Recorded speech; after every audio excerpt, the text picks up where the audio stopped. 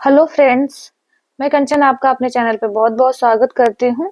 और आज हम एनसीईआरटी ज्योग्राफी क्लास 8 का अध्याय 6 देख रहे हैं। इसमें आज हम पढ़ेंगे मानव संसाधन। मानव संसाधन के बारे में क्या होता है मानव संसाधन। मानव संसाधन वो संसाधन है, यानी जो मनुष्य के अंदर की जो उसकी बौद्धिक क्षमता है, जो उसके अंदर वो कौशल है, वो जो कार्य करने की जो क्षमता है, मानसिक हो या फिर शारीरिक रूप से वो योग्य है कोई भी क्रियाकलाप या कोई भी कार्य करने के लिए, तो उसे हम कह सकते हैं मानव संसाधन। मानव का जो कौशल है मानव को एक संसाधन के रूप में बनाता है। तो आइए देखते हैं। देखिए यहाँ दिया है, सबसे पहले इसको देखते हैं हम। देखिए एक तथ्य दिया है कि जो भारत सरकार है, भारत सरकार के अधीन एक मानव संसाधन मंत्रालय भी है और यह 1985 में इस मंत्रालय का निर्माण लोगों के कौशल को बढ़ाने के लिए किया गया था। इससे यह प्रदर्शित होता है कि लोग देश के लिए कितने महत्वपूर्ण संसाधन है। यानी कहें कि सभी संसाधन तभी संसाधन बन सकते हैं, जो भी साधन होते हैं हमारे पृथ्वी पे या उस राष्ट्र के अंतर्गत जो भी भौतिक रूप से चीजें हैं, वो संसाधन तब तक नहीं बन सकते जब तक वहाँ के मानव का संसाधन अच्छे से विकसित नहीं है, मानव के अंदर कौशल नहीं है, मानव की बौद्धिक क्षमता नहीं है, मानव के पास उतनी तकनीक नहीं है, तकनीक विकसित नहीं है। इस वजह से वो वहाँ पे उपलब्ध साधनों का उपयोग नहीं कर सकते हैं। तो सबसे महत्वपूर्ण है पहले हम वहाँ के मानव संसाधन का विकास करें। इसके आधार पे ही वहाँ के संसाधनों का अन्य संसाधनों का विकास निर्भर करता है।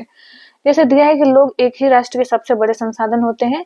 प्रकृति की देन केवल उस समय महत्वपूर्ण होती है जब लोगों के लिए उपयोगी होती है। लोग अपनी आवश्यकताओं और योग्यताओं से उसे संसाधन में परिवर्तित कर देते हैं। इस प्रकार मानव संसाधन ही अंतिम संसाधन है। स्वस्थ, शिक्षित और अभिप्रेरित लोग अपनी आवश्यकताओं के अनुरूप संसाधनों का विकास करते हैं। अन्य संसाधनों की भांति मानव संसाधन विश्व में समान रूप से वितरित नहीं है और अपने शैक्षिक स्तर, वायु, लिंग, वे एक दूसरे से सब में, आयु और लिंग सब में भिन्न भिन्न देखने को मिलता है। हमें उनकी संख्या और लक्षण भी बदलते रहते हैं। यानी हम कहें कि मानव संसाधनों में इन सारे रूपों में हमें बदलाव या भिन्नता देखने को मिलता है।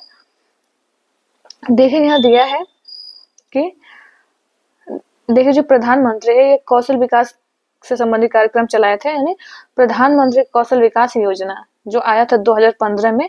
इसके अंतर्गत क्या शामिल था? इसके अंतर्गत 1 करोड़ भारतीय युवाओं को 2016 से 2020 तक प्रशिक्षित करने के उद्देश्य से शुरू किया गया ये एक योजना थी। और इस योजना का जो उद्देश्य था, संभाव्य और मौजूदा रोजगार अर्जक को गुणवत्ता प्रशिक्षण प्रदान करके रोजगार योग्य कौशल की योग्यता को प्रोत्साहित करना था। जनसंख्या का विश्व वितरण, यानी जो जनसंख्या है यही है मानव संसाधन। जनसंख्या वहाँ के संसाधनों के उपयोग के लिए, वहाँ पे अन्य उपस्थित साधनों के प्रयोग के लिए बहुत ही आवश्यक है। जनसंख्या के अभाव में वहाँ के जो भी साधन पड़े वह संसाधन नहीं बन सकते हैं। तो देखिए हम देखते हैं कि भूपृष्ठ पर जिस प्रकार लोग फैले हैं उसे ही जनसंख्या का वितरण कहते हैं। जनसंख्या का वितरण या वितरण प्रतिरूप, यानी किस प्रकार से वहाँ पे उनका वितरण है, बहुत सघनतम है या बहुत विरल है, किस प्रकार से है, तो ये दर्शाता है जनसंख्या का वितरण। देखिए विश्व की जो जनसंख्या है, जनसंख्या का 90% से अधिक भाग भूपृष्ठ के लगभग 30% भाग पर निवास करता है।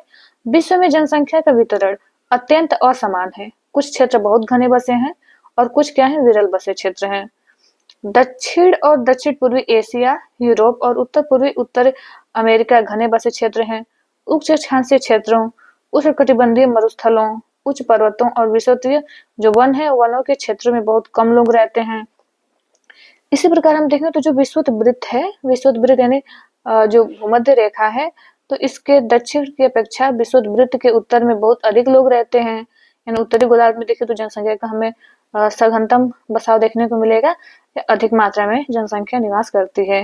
विश्व की कुल जनसंख्या के लगभग 3/4 जो लोग हैं 2 महाद्वीपों में, एशिया और अफ्रीका में। मात्र एशिया और अफ्रीका में 3/4 लोग, यानी विश्व के 4 लोगों में से 3 लोग जो है महाद्वीप एशिया और महाद्वीप अफ्रीका में रहते हैं। विश्व के जो 60% लोग हैं केवल 10 देशों में रहते हैं। इन सभी देशों में 10 करोड़ से अधिक लोग रहते हैं। देखिए ये पूरी जनसंख्या प्रत्येक विश्व में 100 लोगों में ये दिखा रहा है कि एशिया में कितने, देखिए जो ये पीले रंग से दर्शा रहा है ये है कि इतने लोग एशिया में से रहते हैं। और इसमें ये जो लोगों की संख्या दिखा रही है रंग, ये है यूरोप को दर्शा रहा है। कितने लोग अफ्रीका में हो गए, और ये हो गया मध्य व दक्षिण अमेरिका में रहने वाले लोग, ये नीले से दर्शा रहा है। इस प्रकार से इसको देखने से इसमें हमें इस चार्ट से देखकर हम पता लगा सकते हैं कि एशिया में ही विश्व की सबसे अधिक जनसंख्या निवास करती है। देखिए ये जो चार्ट दिया हुआ है 2011 की जनगणना के आधार पर श्रृंखला दिया हुआ है, इसमें हम देख पा रहे हैं 2011 की जो जनगणना थी इसमें चीन दिखा रहा है, चीन पहले स्थान पे, इसके बाद आता है भारत दूसरे स्थान पे जनसंख्या में, इसके बाद आता है तीसरा स्थान यूएसए का, और चौथा स्थान आता है इंडोनेशिया का। तो ये देखिए जनसंख्या मिलियन में दिया हुआ है, तो ये जो 1200 मिलियन से अधिक ही चीन की जनसंख्या हम देख सकते हैं, 1200 मिलियन तक भारत की जनसंख्या है 2011 की जनगणना के अनुसार। तो इसमें हम यदि बात करें कि सबसे प्रथम 4 देशों का नाम या प्रथम 5 देशों का नाम, तो सबसे पहले 2011 की जनगणना के अनुसार है, पहला स्थान चीन का है, दूसरा स्थान भारत का है, तीसरा यूएसए, फिर इंडोनेशिया और ब्राजील। और वर्तमान समय में तो अब ये भी आंकड़ा भारत पार कर चुका है, भारत तो अब हो गया है पहले स्थान पे जनसंख्या की दृष्टि से, अब पहला स्थान मिल चुका है पूरे विश्व में। देखिए दी है कि भारत की जो जनसंख्या है, औसत घनत्व कितना है, 382 व्यक्ति प्रति वर्ग किलोमीटर जो भारत की जनसंख्या घनत्व है, जन घनत्व है, वो है 382 2011 की जनगणना के अनुसार। अब तो ये और बढ़ गया होगा। देखिए जो जनसंख्या घनत्व क्या होता है, क्या दर्शाता है जनसंख्या घनत्व, यानी जनसंख्या घनत्व है जो पृथ्वी है, पृथ्वी का जो पृष्ठ है यानी धरातल है, तो पृथ्वी के पृष्ठ के एक इकाई क्षेत्र में रहने वाले लोगों की संख्या को हम जनसंख्या घनत्व कहते हैं, यानी एक इकाई क्षेत्रफल में कितने लोग निवास कर रहे हैं ये बताता है जनसंख्या घनत्व। सामान्य रूप से यह प्रति वर्ग किलोमीटर में व्यक्त किया जाता है, और संपूर्ण विश्व का औसत जनसंख्या घनत्व 51 व्यक्ति प्रति वर्ग किलोमीटर है। सबसे अधिक जनसंख्या घनत्व दक्षिण मध्य एशिया में है, इसके पश्चात क्रमशः पूर्वी एशिया एवं दक्षिण पूर्वी एशिया में है, निवास करते हैं। आगे देखते हैं हम जनसंख्या के वितरण को प्रभावित करने वाले कारक।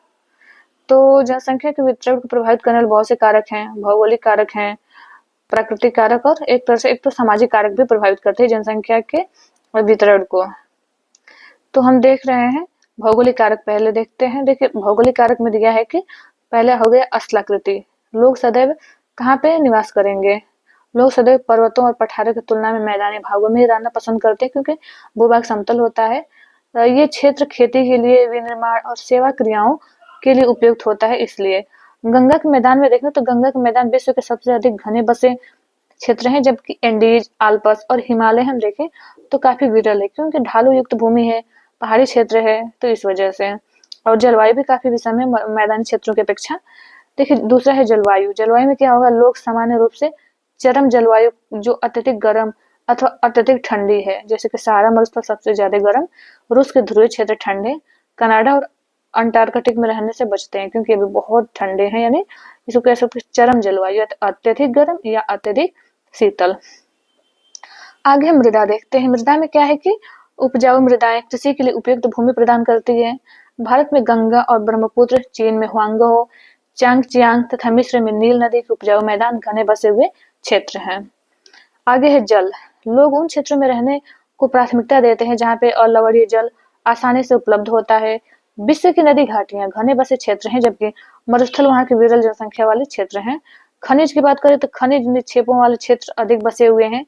दक्षिणी अफ्रीका हीरे के खाने, मध्य पूर्व में तेल की खोज ने इस क्षेत्र में लोगों को रहने के लिए प्रेरित किया है, यानी जहाँ पे जल क्षेत्र होगा लोग उससे आकर्षित होंगे, वहाँ बसाव अधिक होगा।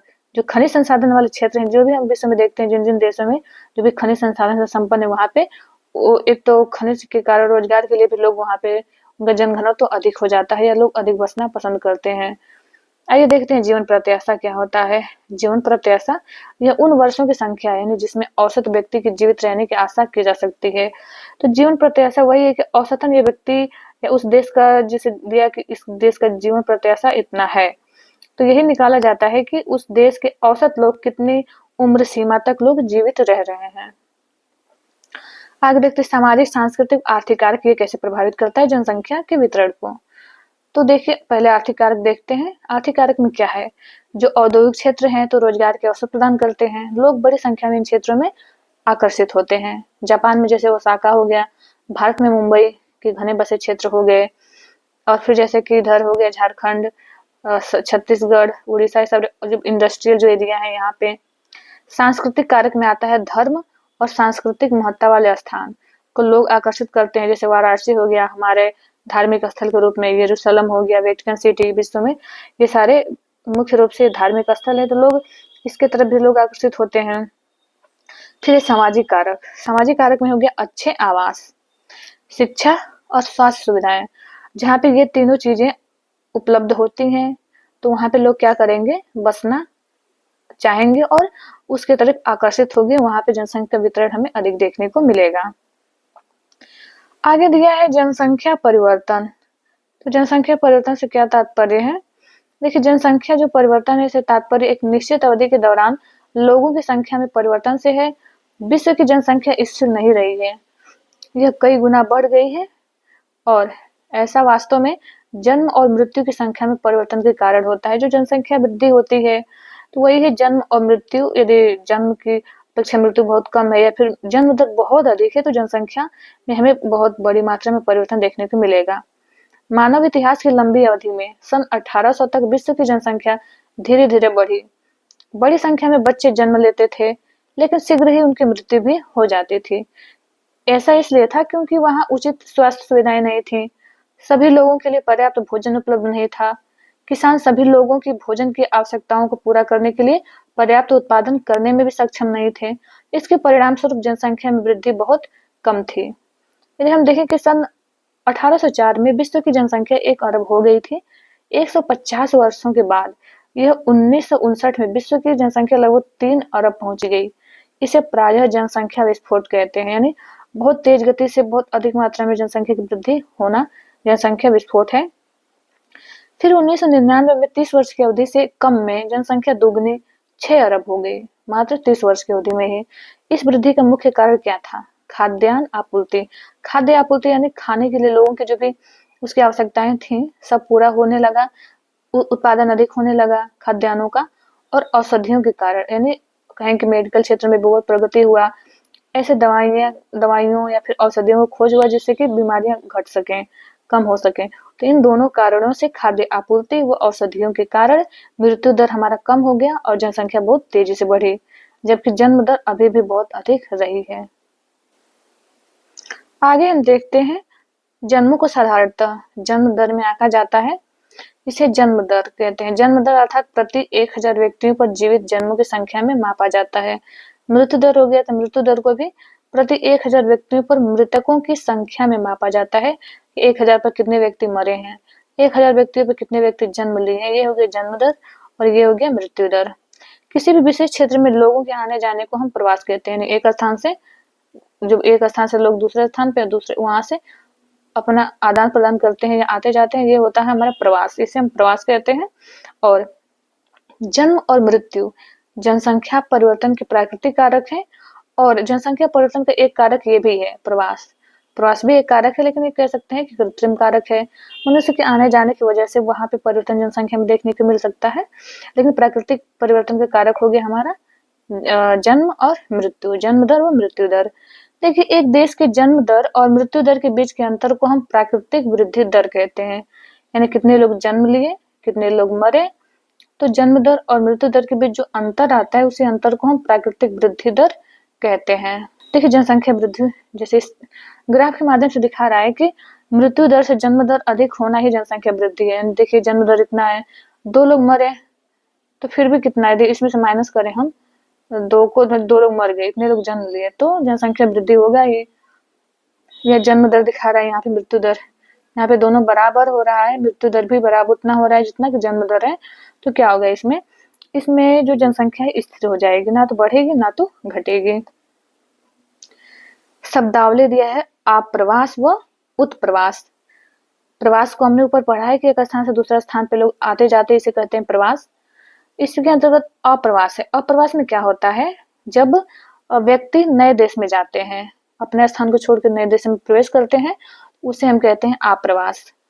और जब व्यक्ति एक देश को छोड़ता है, यहाँ पे उत्प्रवास, यानी जिस देश में वो जा रहा है वहां पे वो होगा कि अप्रवास हो रहा है उसका, और जहां से छोड़ रहा है वहां से उसका उत्प्रवास हो रहा है। इस तरह से 2 प्रकार में प्रवासों को देखते हैं।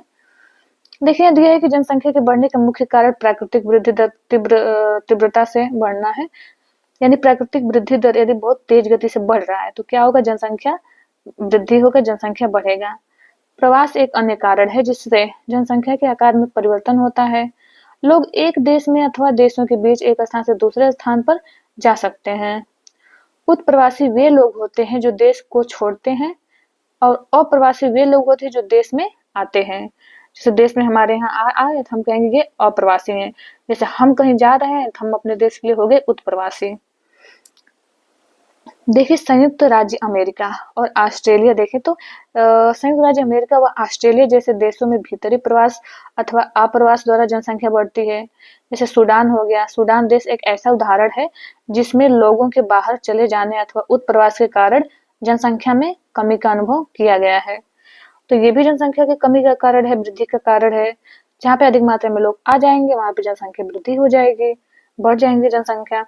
और जहाँ से लोग बहुत अधिक मात्रा में प्रवास कर गए, छोड़ के चले गए, तो वहां पे क्या होगा, जनसंख्या हमें कम देखने को मिलेगा।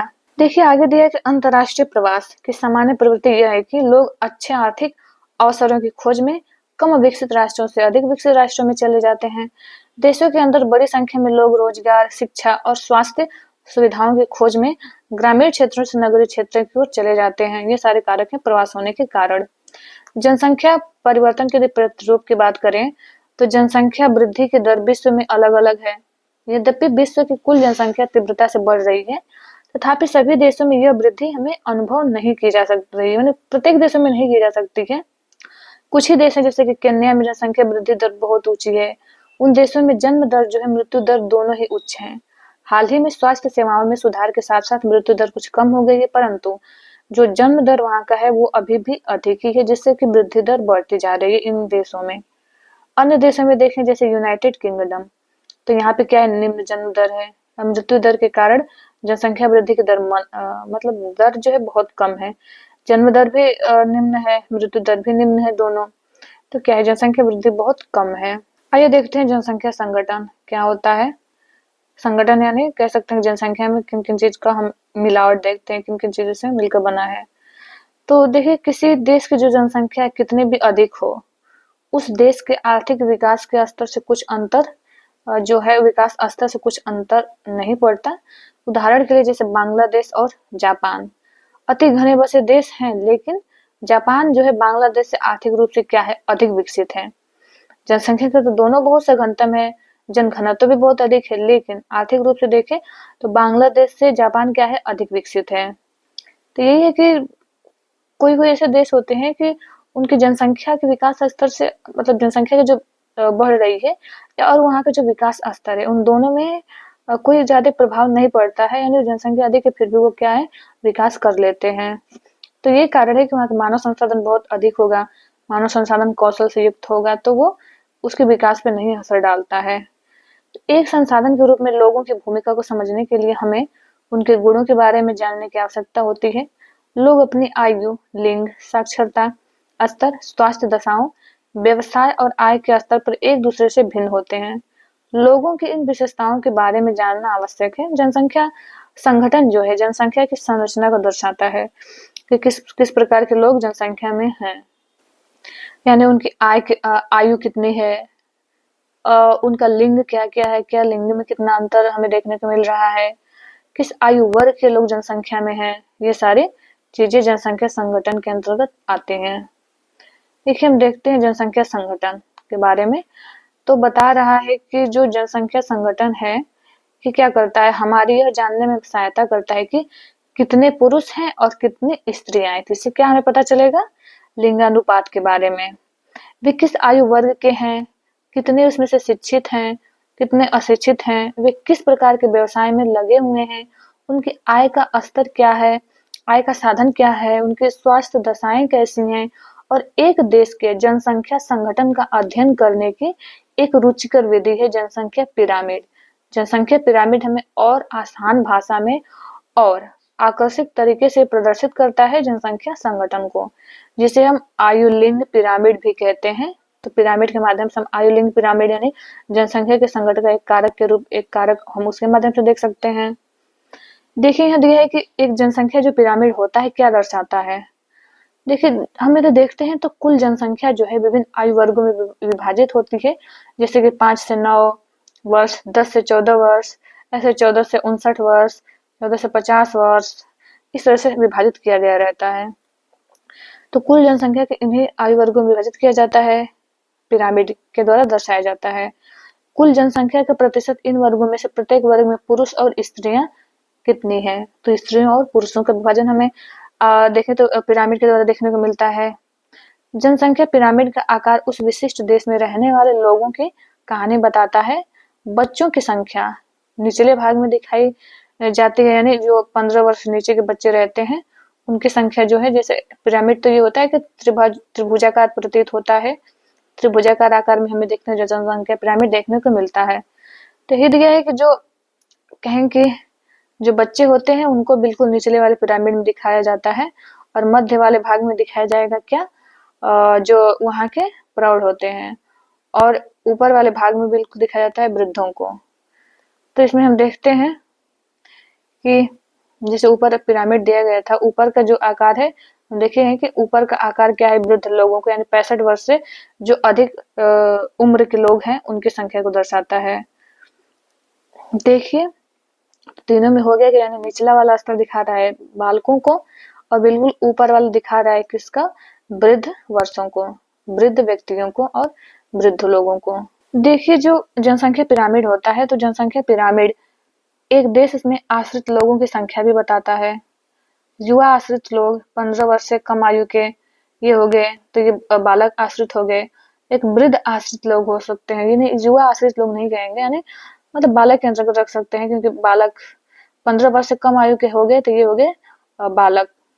तो ये एक बालक वर्ग आश्रित होता है और एक जो वृद्ध लोग होते हैं, वृद्ध वर्ग आयु वर्ग के लोग ये आश्रित होते हैं, यानी इनकी आयु होती है 65 वर्ष से अधिक आयु के होते हैं ये। देखिए इसमें दिया है कि कार्यरत आयु वर्ग होता है 15 से 65 वर्ग के लोग, इन्हें हम कार्यरत क्रियाशील आयु वर्ग के अंतर्गत रखते हैं। और ये लोग क्या होते हैं, आर्थिक रूप से सक्रिय वर्ग में इनको रखा जाता है, आर्थिक रूप से सक्रिय होते हैं। तो एक देश का जो जनसंख्या पिरामिड होता है जिसमें जन्म दर और मृत्यु दर दोनों ही ऊंचे हैं, तो क्या होगा, आधार पे चौड़ा है और ऊपर तीव्रता से सकरा हो जाता है। तो ऐसा इसलिए होता है कि बहुत से बच्चे जन्म लेते हैं, लेकिन उनमें से अधिकतर की क्या होती है, मृत्यु शैशवावस्था में ही हो जाती है। और आगे है कि इसमें से कुछ की मृत्यु शैशवावस्था में हो गई, मृत्यु शैशव काल में ही हो जाती है, और कुछ ही बड़े हो पाते हैं, इसलिए वहाँ का जो वृद्ध लोग है बहुत कम है। और इस स्थिति को कन्या की पिरामिड में दर्शाया जा सकता है। या फिर जो भी देशों की जो जनसंख्या होती है उनका जो आकार, पिरामिड का आकार चौड़ा है और पिरामिड का जो शीर्ष है बहुत, जो उसका आधार हो गया चौड़ा है और शीर्ष क्या है बहुत पतला है, तो यानी वहाँ पे जन्म दर और मृत्यु दर यानी बहुत अधिक है। उस पिरामिड से हमें ये पता चल पाता है। जिन देशों में जो मृत्यु दर है, मृत्यु दर ये विशेष रूप से बहुत छोटे बच्चों में कम हो रही है और युवा आयु वर्ग का पिरामिड चौड़ा है। क्यों? क्योंकि शिशु जो है प्रौढ़ावस्था तक जीवित रहते हैं और ये भारत की पिरामिड में हमें दृष्टिगोचर देखने को मिलता है। इस प्रकार की जनसंख्या में युवा सापेक्षता अधिक है। इसका अर्थ है कि अर्थ ये हो सकता है कि मजबूत और वर्धमान बढ़ती हुई श्रम शक्ति, यानी युवा वर्ग जिस पिरामिड में हमें अधिक देखने को मिलेंगे, तो वहाँ पे क्या होगा, यानी वहाँ पे क्या होगा, श्रम शक्ति बहुत अधिक होगी, कार्य करने वाले लोग बहुत अधिक होंगे, उनकी कार्य क्षमता अधिक होगी उस देश के। यदि कम जन्म दर वाले देश हैं जैसे कि जापान हो गया, तो जापान में क्या होगा, वहाँ पे जन्म दर कम है। तो इस देशों का जो आधार पर है पिरामिड काफी सकरा है, यानी आधार पे क्या होगा, पिरामिड पतला होगा। क्यों? क्योंकि जन्म दर कम है, बच्चों की संख्या अधिक नहीं है, इसलिए कम है। घटी मृत्यु दर के कारण अधिक लोग वृद्ध आयु तक पहुंच जाते हैं।